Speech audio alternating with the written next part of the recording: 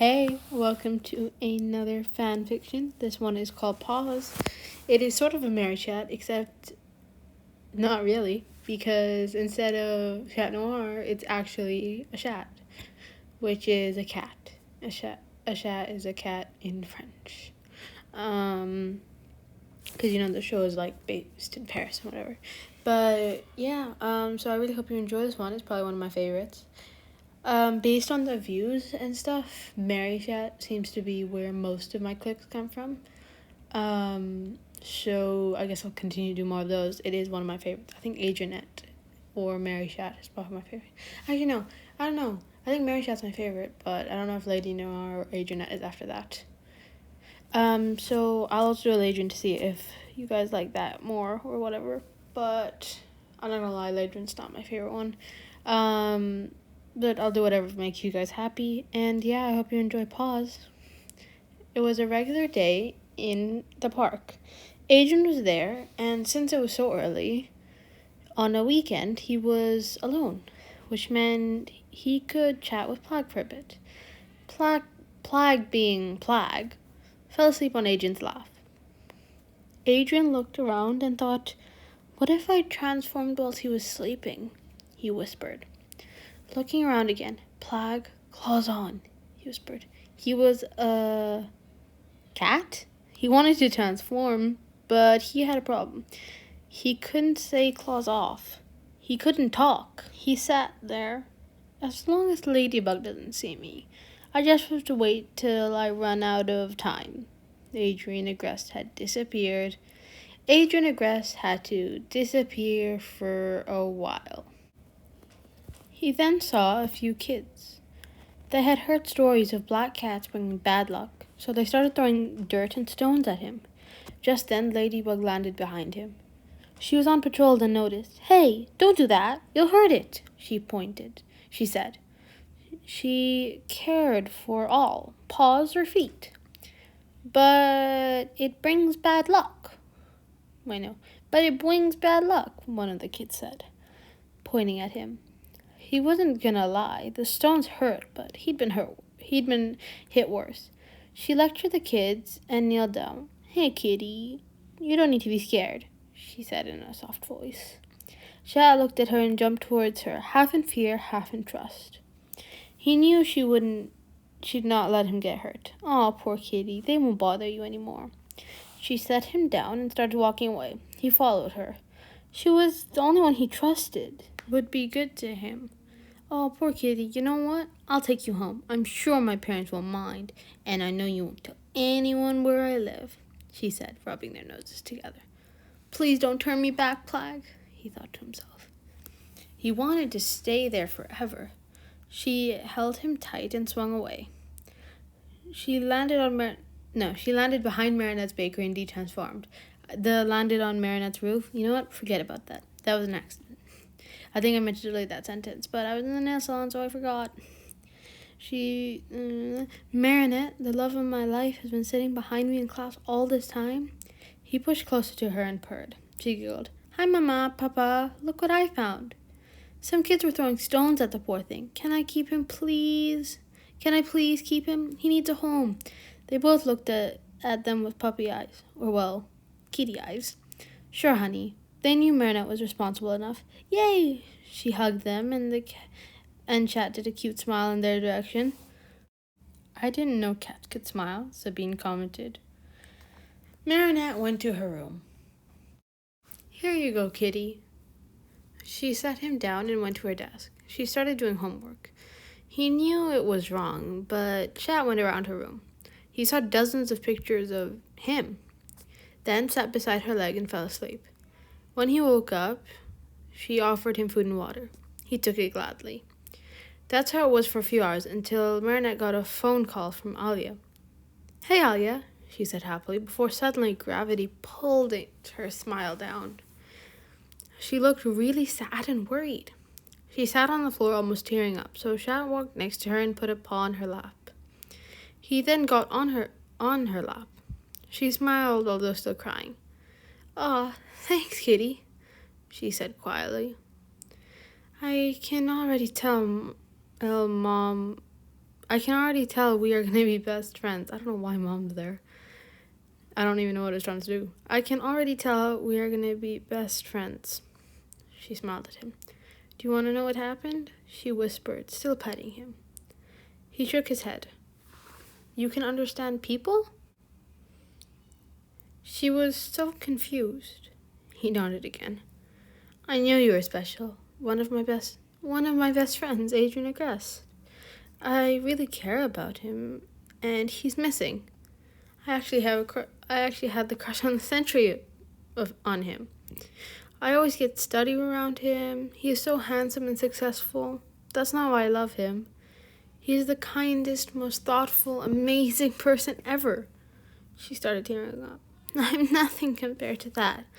I'm clumsy, poor, nothing. She started crying harder. He felt so bad. He meant this much, and he was so blind. He sat up and put his paw on her shoulder. She brought him closer and hugged him. A few minutes later, she lay down and he went under her arm to comfort her. Shortly after, she fell asleep. He snuck out, knowing he was about to detransform. She woke up and looked around. She was so sad.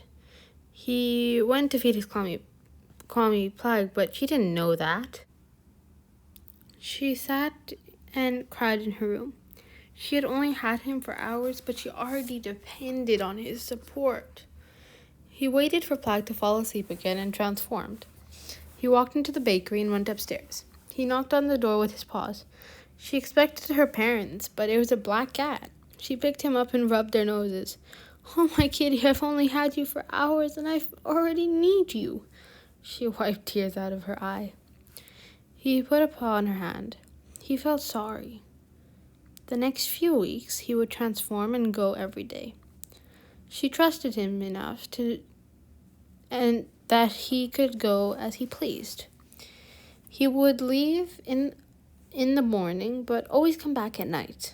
She loved that cat. One Akuma fight, he saw her get hit badly. He picked her up and brought her home. I'm sorry, Princess, I had no choice, he whispered, placing her on a bed. She woke up a few minutes later. She was confused. She was back home. She tried lifting herself, but she felt an overwhelming pain and went back down. Easy, milady. He held her hand. Now, how did I get here, and how did you know? She managed to say. Later, milady.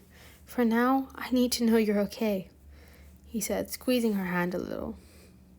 A few minutes later, she fell asleep. He was worried. He got into her bed and cuddled her. He blamed himself. He wished he could have done something more. She slept for hours. He knew her parents would eventually find out. Since she was the guardian, her parents could find out without her giving away her Miraculouses. He gently unwrapped himself from her and slowly went down. As he went down the stairs, he saw Tom and Sabine cooking dinner. Chat Noir, what brings you here? And why were you in Marinette's room? Tom questioned. Is everything okay? He said, noticing Chat's expression. Can you come up? He looked down. They agreed. When they came up, they saw Mari passed out, and she was covered in bandages. They were speechless. She's Ladybug, and she got hurt in battle. He regretted that he could even say those words. She'll be fine in a few days. Can I take care of her till she's okay? He asked politely. Of course, son. I can tell you care for her. Tom smiled. He sat on a chair and waited till they left the room, and then waited. They left the room, and he got back in the room. He got back in the bed, sorry. I'll protect you, milady, he whispered. The next day, Ali and Nino heard that Marinette was hurt, but they didn't know just how much. Marinette's parents let them in. What they saw shocked them. As the trapdoor opened, they saw someone dressed in black next to her. He got up and saw them. Chat Noir? Ali was confused. It must be bad, she whispered. They came up and saw her. Bandages covered most of her body. Oh no, Dudette, Nino said. Shh. Shock was clear in his tone. Mari? Alia started tearing up at the sight of her best friend hurt. What happened? She asked, looking Chad in the eyes. She got hit in an Akuma fight. I'm here since we are actually kind of close, and I wanted to take care of her. Her parents let me stay all day. He looked at her. She woke up and looked around. She lifted herself slightly and looked at her friends. Princess? He yelled and jumped towards the bed, hugging her. You're finally awake. He was so relieved. She was still weak. He noticed her body shaking from barely being able to move.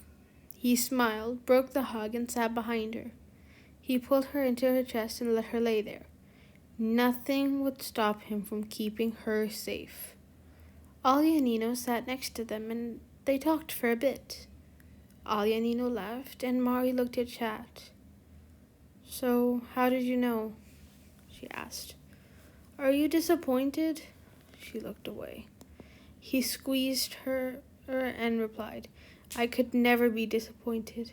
I love you both. I love the both of you. And how I knew is a long story. If I transform while Plague is asleep, I can turn into a real cat. You told me everything.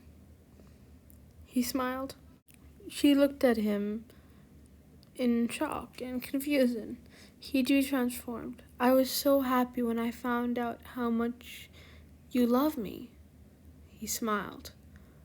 She hugged him tightly. A few days later, she was healed. The Miraculous really were miracles. They defeated Hawkmoth. They got married. They had kids. They became a successful team. Marinette became a designer. And he modeled her clothes. Marinette modeled her clothes. Even Hugo and Emma, their kids, modeled some clothes. All because of Plague's laziness and Adrien's curiosity. And that is the end of Paws. I hope you enjoyed this one. I wanted to say thank you for 50 subscribers. It really means a lot. All your guys' views, all your guys' comments are always so nice. I take your suggestions very seriously, and if they are doable, I try my best.